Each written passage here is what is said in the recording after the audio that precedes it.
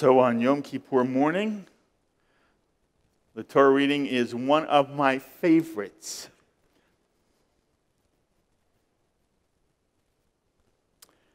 There are favorites for many reasons. There are many, one can almost say every single week the Sedra is your favorite. But this is really a favorite, because everything about it is so life-affirming. There are Sedras which are challenging. Then there's Atem Nitzavim, and I point out to you every year, if we were in a traditional Orthodox synagogue, this would not be the Torah reading we'd be reading.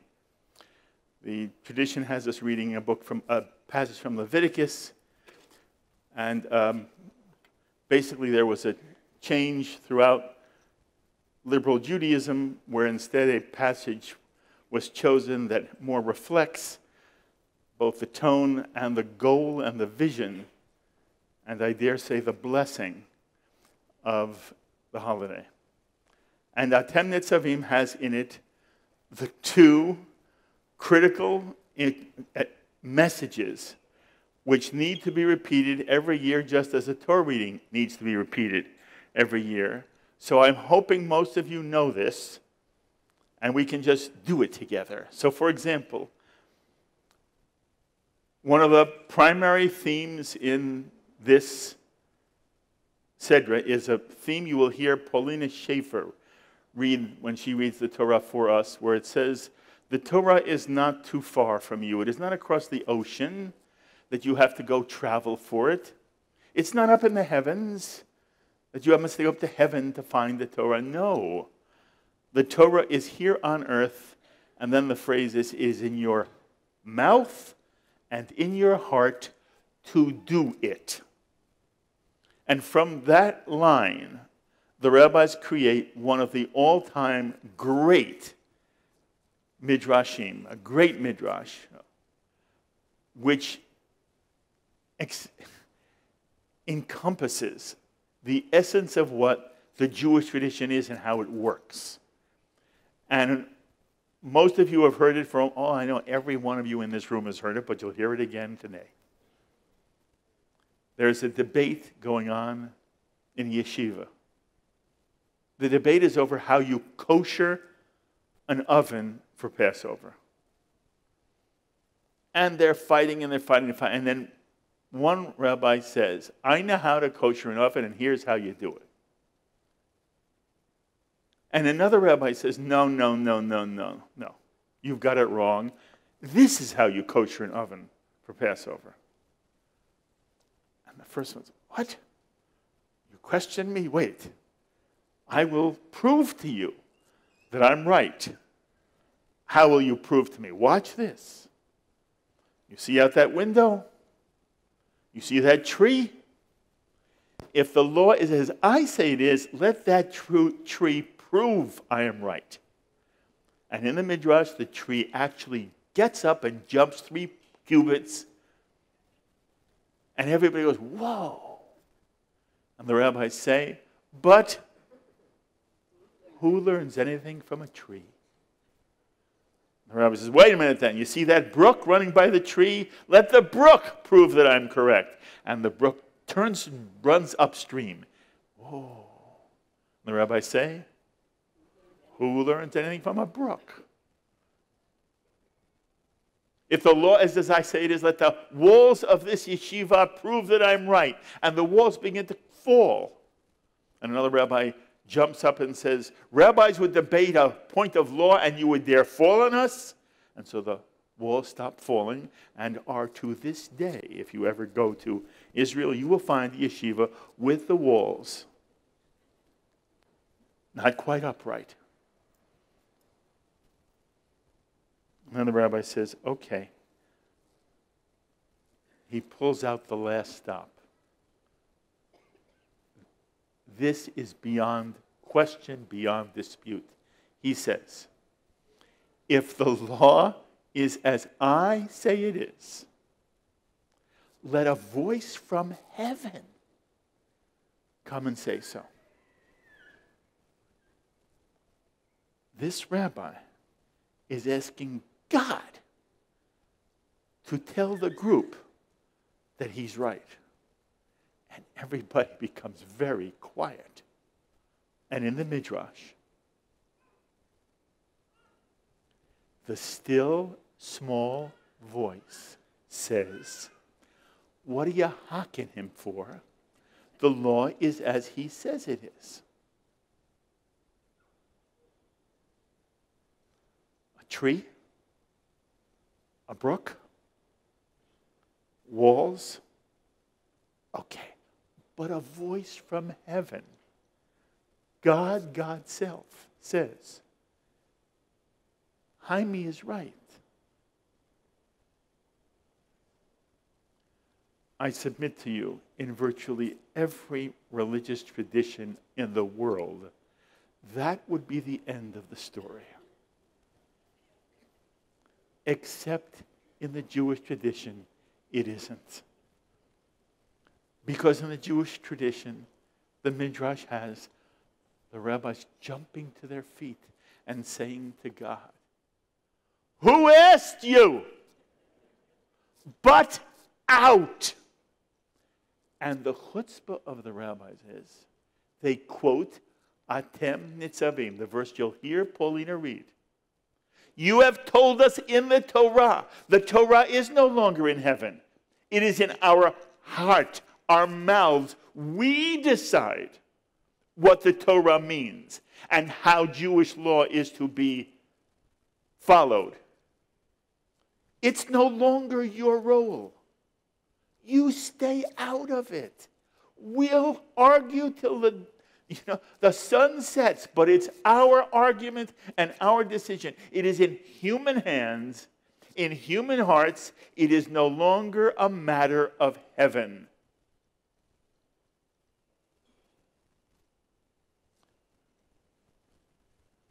And that's where it ends. With the rabbis telling God, stay out of it. But the midrash continues. The next day, Elijah, who of course lives in heaven, was bored one day, comes down and is walking around, and one of the rabbis who was here at this interchange says to Elijah, what did God say? When the rabbis told him to butt out, what did he say? Elijah said, God smiled and said, my children have won. My children have won. From now on, I stay out of it.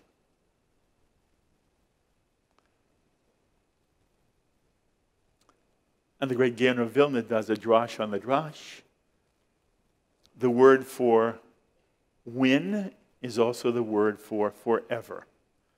And he says, as long as the Jewish people are trying to work out what the Torah means themselves, not listening to voices from heaven, the Torah will endure forever. It is interesting to note that in the Jewish tradition, one is forbidden to hear voices from heaven. One is forbidden to say, God spoke to me last night. And God told me how to kosher an oven.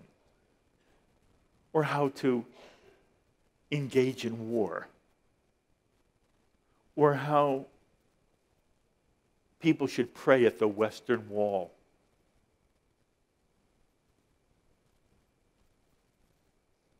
It's a very important Jewish principle.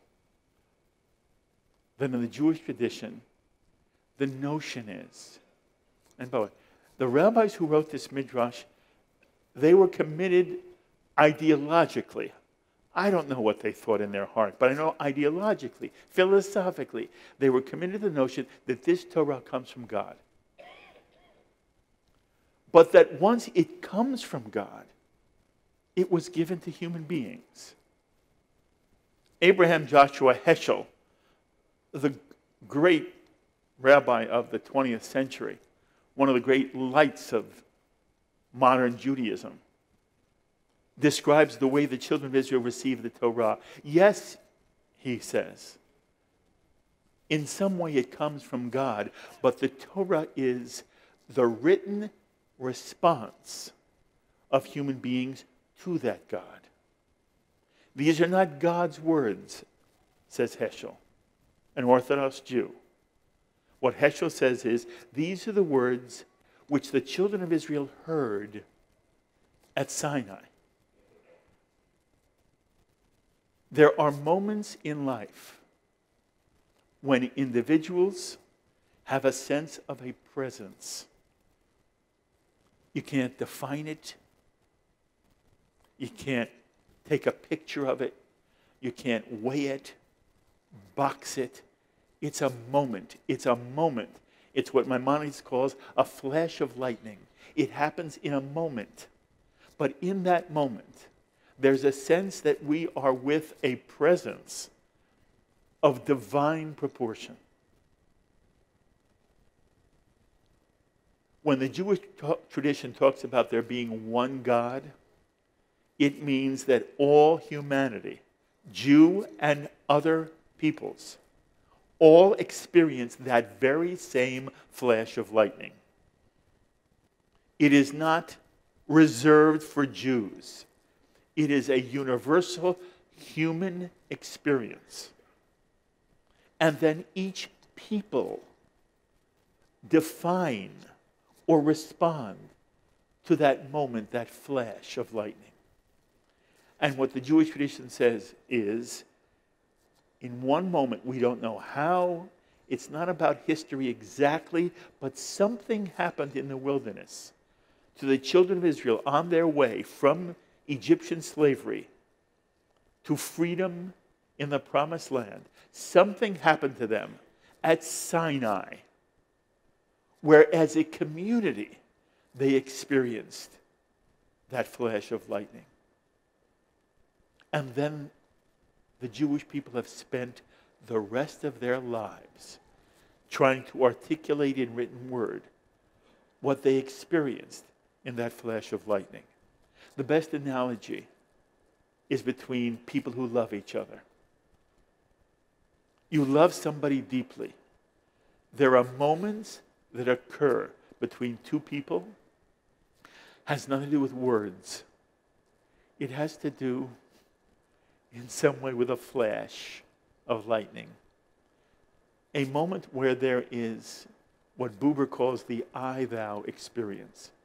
When one feels totally at one with, never giving up one's own personality, one's own individuality, but feeling that together there's a new presence, a new oneness. It's the I-thou.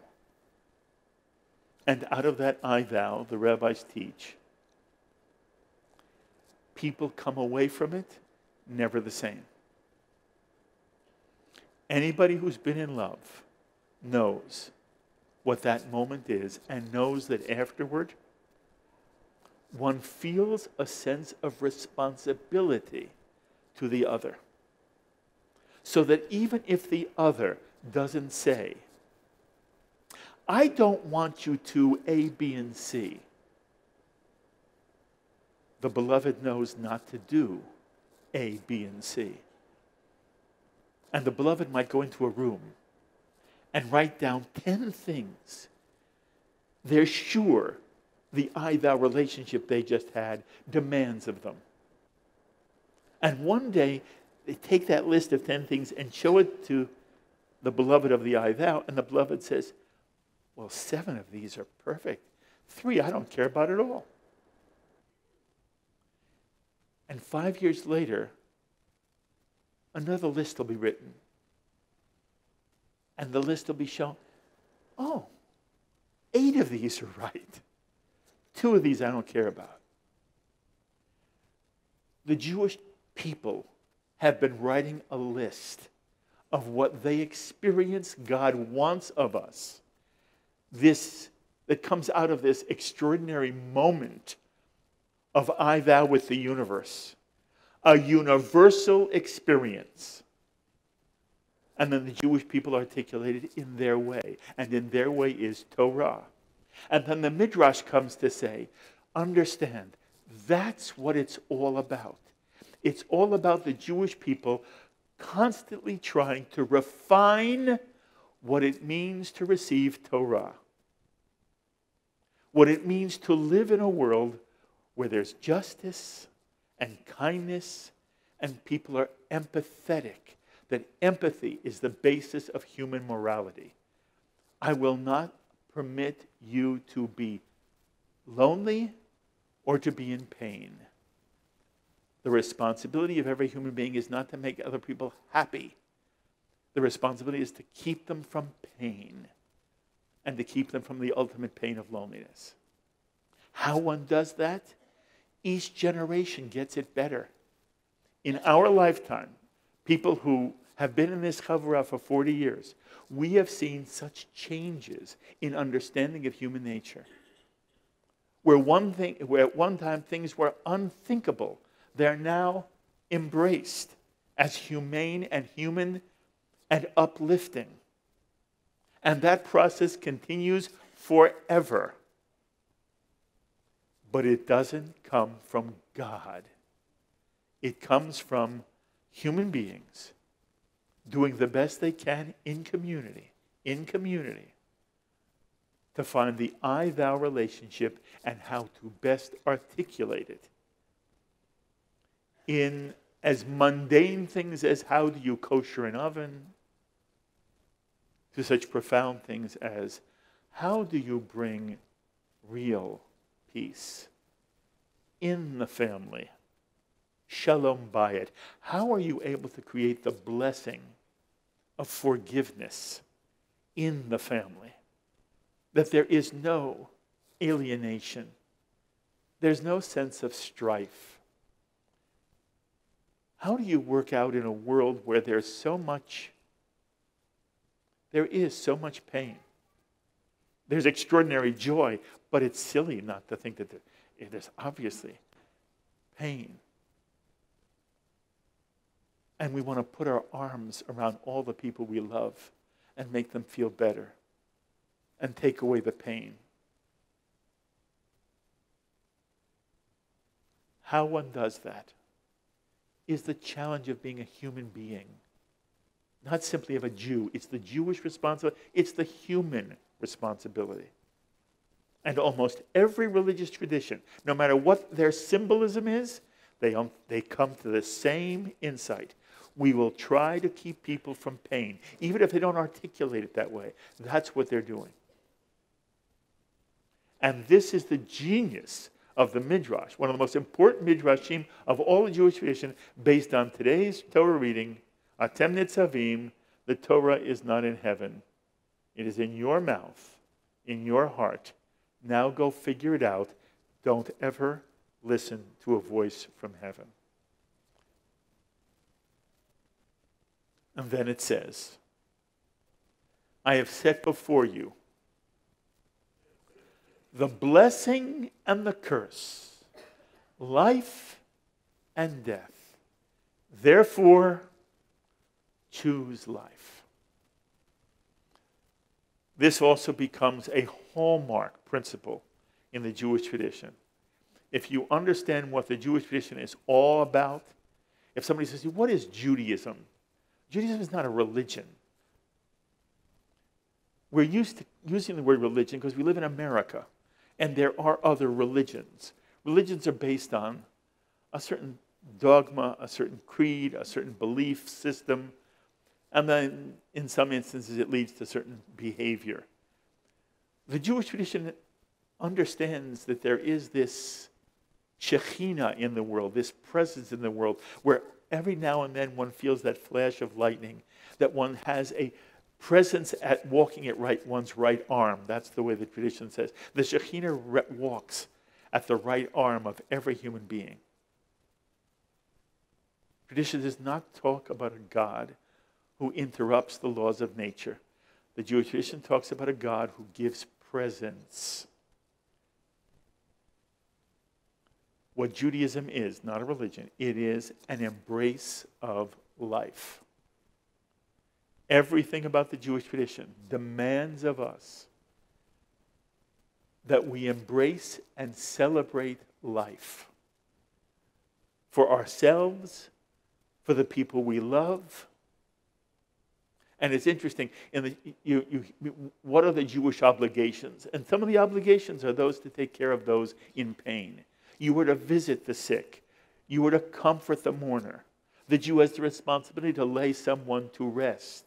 One doesn't turn it over to a crew. Those aren't the essence of Jewish ethical behavior. The essence of Jewish ethical behavior is you celebrate with every friend and relative you can. You're at every single simcha.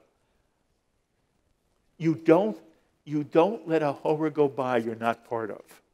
And the tradition understands if we're not part of the horror, there is no horror. If we're not at the chuppah, there is no chuppah.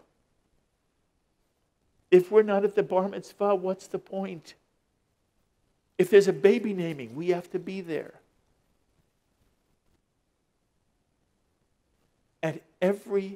There's a birthday,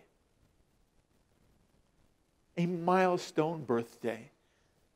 Everybody has to be there. You've got to dance the hora, or else there can't be the simcha that is meant to be. The most important thing a Jew can do is be present when life is celebrated at every joyous moment. That's why we say the Shehechiyanu. Shehechiyanu v'kiyamanu v'hegiyanu lazman hazeh. We're not talking about something sad. We're talking about something joyous. And if a blessing is meant to cause us not to take something for granted, we will not take for granted every moment of joy we can spend with people we love.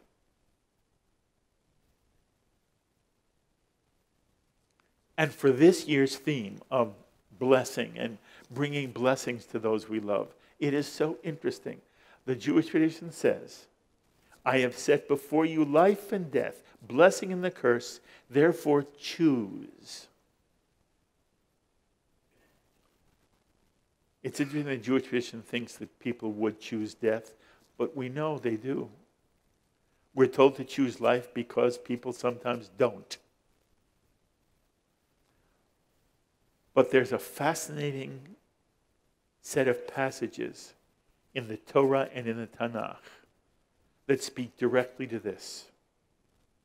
At one point near the end of the Torah, Moses tells the children of Israel, when you get into the promised land, you will stand, first you will write the entire Torah on stones, it's plaster. You will write the entire Torah. And then, in the Torah, there's a whole list of blessings and a whole list of curses. Certain tribes will stand on one mountain and hear all of the curses. And the other tribes will stand on the other mountain and hear all of the blessings. They'll be separate. Some tribes over here, some tribes over here, some hearing blessings, some hearing curses. It feels strange. Then the children get into the land of Canaan. It's the book of Joshua. And Joshua has the children of Israel do it. They write the entire Torah on stone, on plaster. But when it comes time to do the separating, he doesn't separate them at all. All of the tribes are grouped inside between the two mountains. And everyone is given a choice.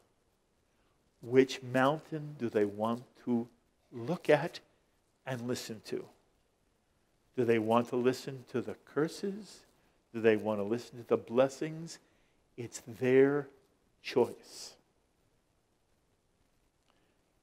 In the Jewish tradition, it is all about human free will. There is no God who determines things for us. There is the flash of light, and light can help us see and make wiser decisions. But in the end, there's no God pulling strings. There's no Deus ex machina as in Greek tragedy and Greek religion. No, it's all about what each individual one of us chooses to do. This year, the choice is all about whether we'll be looking at the mountain where all the blessings are being recited.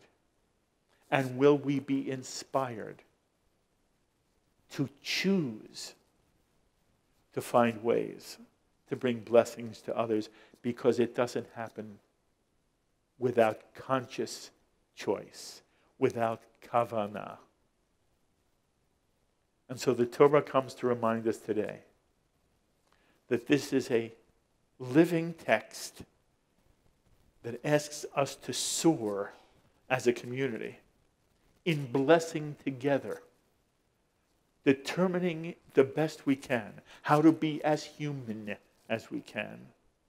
And it is a passage that challenges us to make the conscious, deliberative choice to spend this year looking for 100 ways to bring blessings to people we love and to ourselves. And we all say,